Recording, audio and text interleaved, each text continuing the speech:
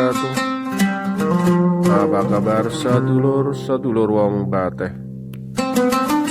Mudah-mudahan sedulur-sedulur semuanya dalam keadaan sehat walafiat tanpa kekurangan suatu apapun.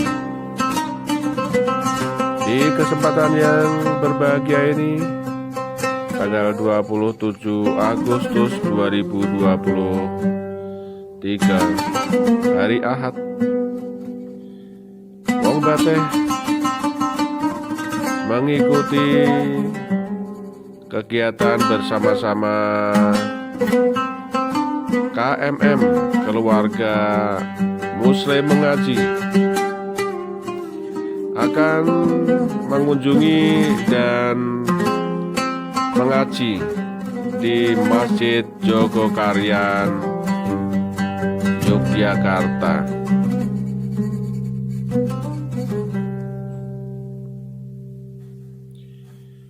KMM adalah sebuah kelompok Muslim mengaji dengan tujuan untuk bersama-sama mengumpulkan para relawan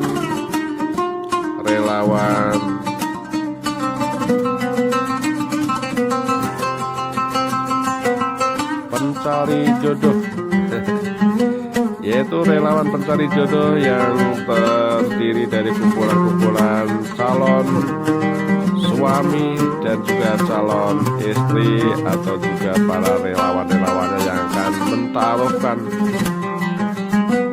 supaya saling mengenal atau bertaaruf, sehingga mereka bisa berjodoh.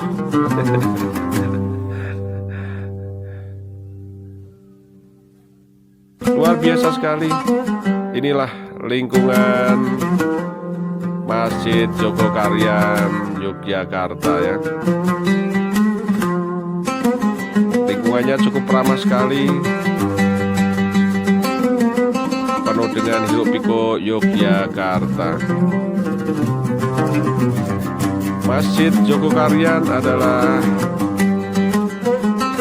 barometer manajemen masjid yang luar biasa sekali. Sistem manajerialnya atau penanganannya, bagaimana penanganan DKM atau Dewan Kemakmuran Masjid Jogokarian. Ini adalah jamaah dari kelompok Muslim Mengaji Kabupaten Magelang ya, yang pengen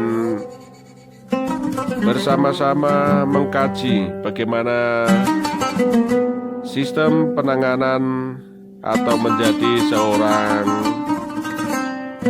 DKM atau Dewan Kemakmuran Masjid. Mari kita ikuti ya, apa aja kegiatan-kegiatan di DKM ini dengan mengikuti kajian-kajiannya. Selamat mengikuti.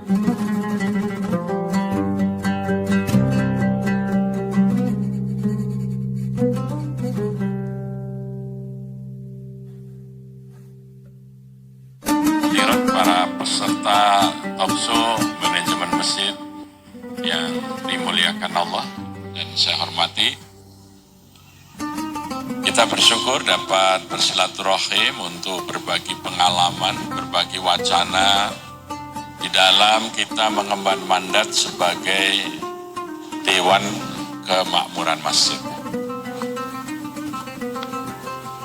Yang pertama, kita ingat Allah Subhanahu wa Ta'ala di dalam surah At-Taubah ayat ke-18 berfirman, A'udzu billahi minasyaitonir rajim, innama ya'muru masajidallah man amana billahi wal yaumil akhir wa aqamas shalah wa ataz zakah wa lam yakhsha illallah fa asa ulaika ayyakunu minal muhtadin. Hanya saja orang-orang yang memakmurkan masjid Allah adalah orang yang beriman kepada Allah dan hari akhir, yang menunaikan zakat, yang menegakkan sholat, menunaikan zakat dan tidak takut kepada Allah. Mudah-mudahan mereka dijadikan sebagai orang-orang yang mendapat petunjuk. Jadi ayat ini menjelaskan yang pertama pengertian normatifnya, bahwa sesungguhnya hanyalah orang-orang yang beriman kepada Allah dan hari akhir, mereka yang memakmurkan masjid. Artinya tidak ada orang yang beriman kepada Allah dan hari akhir yang tidak memakmurkan masjid. Jadi kalau orang mengaku beriman kepada Allah dan hari akhir, haruslah memakmurkan masjid. Ini pengertian normatif. Kemudian pengertian teknisnya, Allah menjelaskan memakmurkan masjid itu aqimus shalah wa atuz zakat. Dua saja, menegakkan sholat dan menunaikan zakat. Ya. Maka ukuran apakah masjid itu makmur atau tidak, ukurannya hanya dua.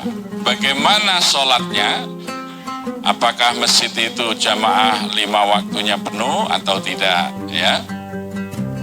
Jadi semakin makmur sebuah masjid berarti semakin ramai jamaah sholat fardu di masjid itu. Ya, karena salah satu fungsi utama masjid adalah tempat mengerjakan sholat berjamaah. Setiap laki-laki muslim yang dewasa, dia mengerjakan sholat 5 waktu, sholat fardunya dikerjakan berjamaah di masjid. Itulah muslim yang soleh. Ya, jadi kalau ada laki-laki muslim dewasa, sholatnya tidak berjamaah di masjid 5 waktu, itu muslim yang solihah. Ya, jadi tidak soleh dia, tapi solihah. Ya, karena tidak sesuai dengan sunnah Allah Sallallahu Alaihi Wasallam. Sejak Rasulullah hijrah di Madinah, bangun Masjid Kuba, kemudian Masjid Nabawi dan Masjid Bani Salamah, beliau belum pernah absen berjamaah 5 waktu, kecuali dalam keadaan beliau sedang safar atau sakit keras. Ya.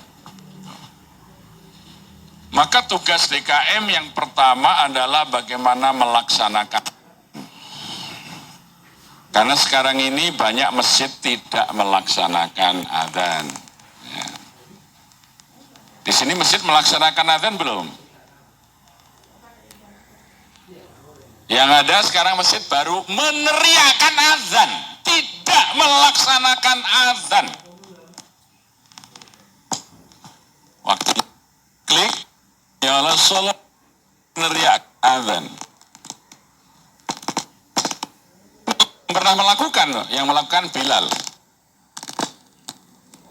Melaksanakan azan adalah mengorganisir, memobilisasi, menggerakkan orang Islam itu berjamaah ke masjid. Itu namanya melaksanakan azan, bukan meneriakkan azan. Karena perintah dalam Quran tentang azan ini, misalnya dalam haji,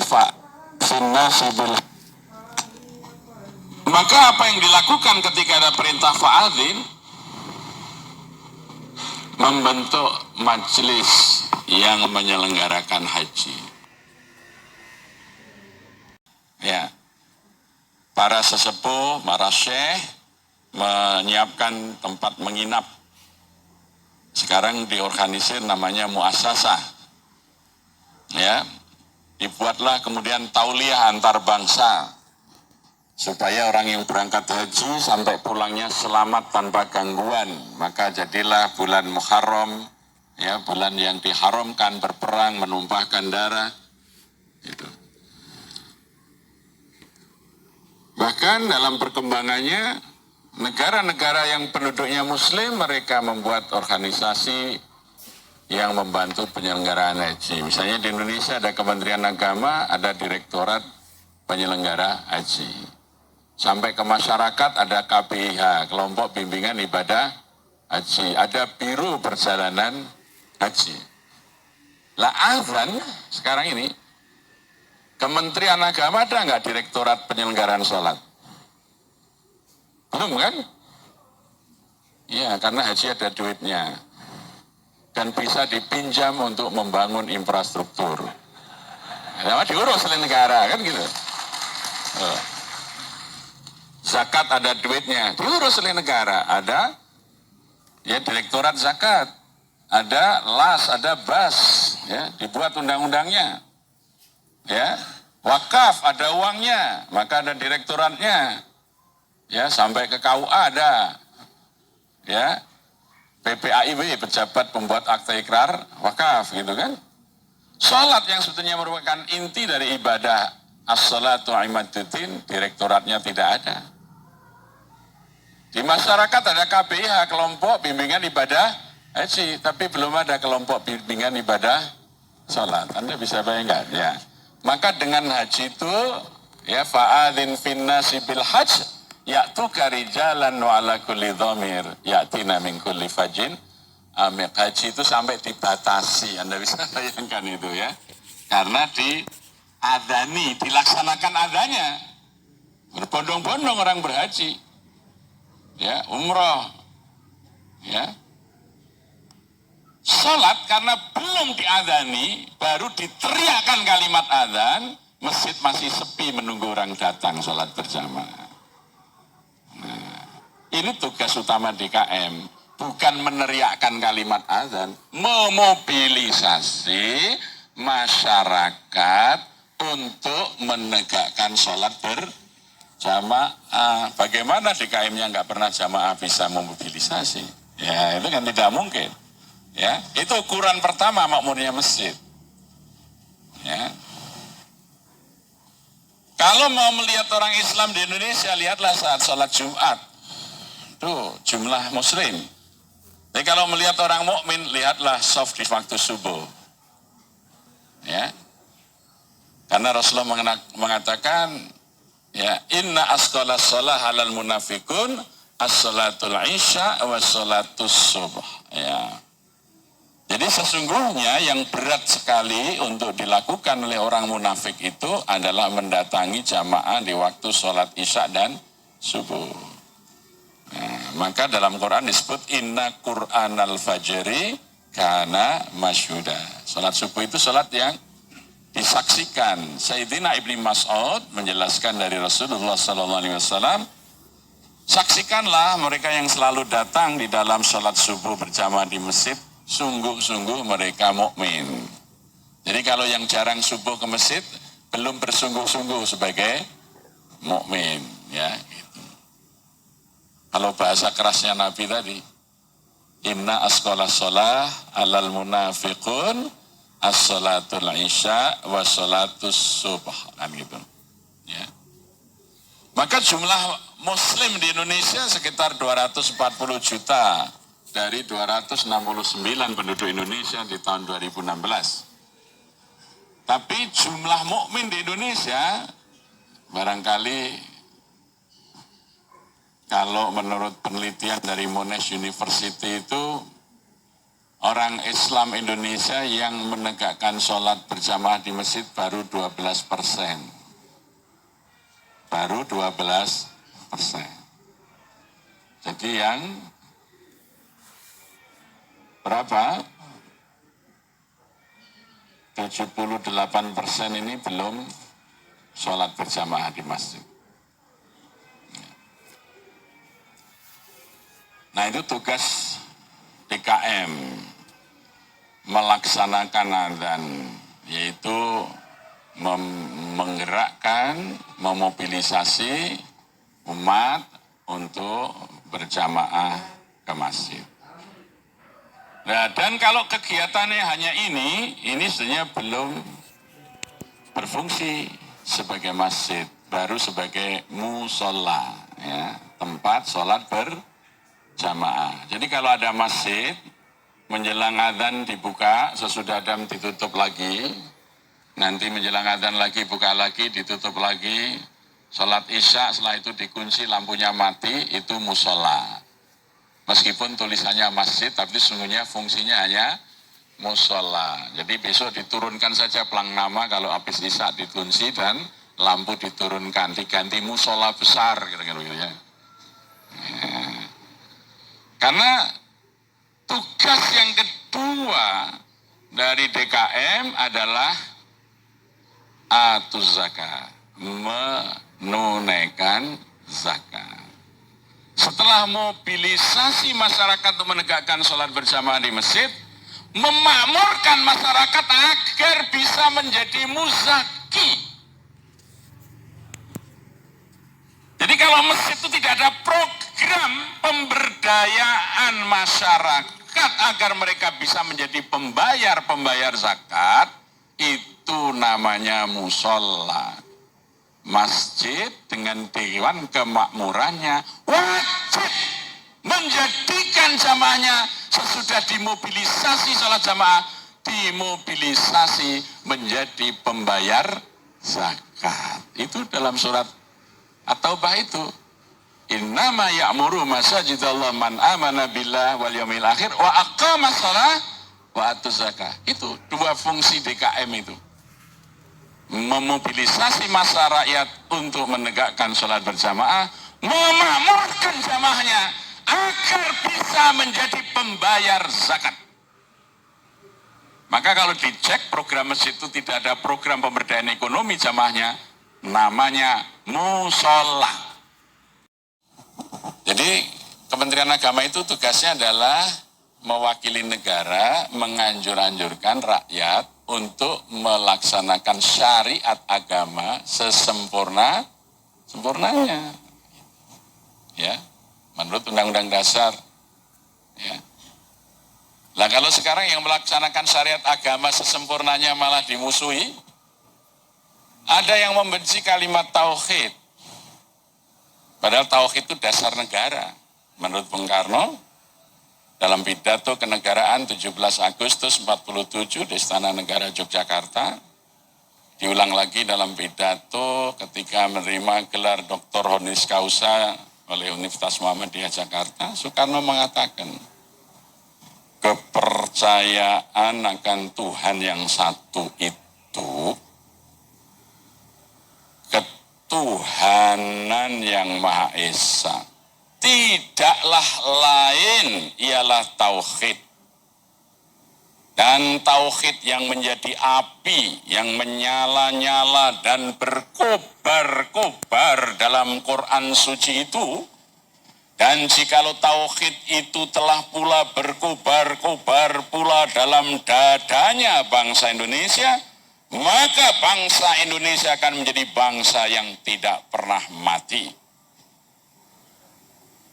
Kemerdekaan kita bukan hasil semedi di bawah pohon kamboja sambil membakar kemenyan, saudara-saudara. Ya.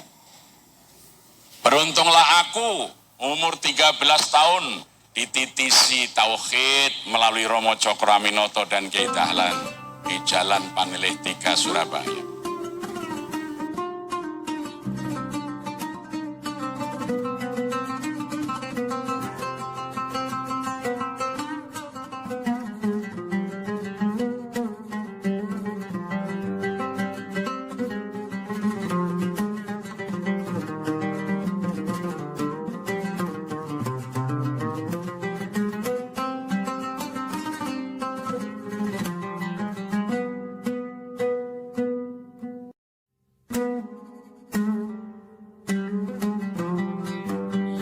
Oke ya, sedulur-sedulur wong bateh, sampai di sini dulu perjumpaan di Masjid Jogokarian Yogyakarta ya.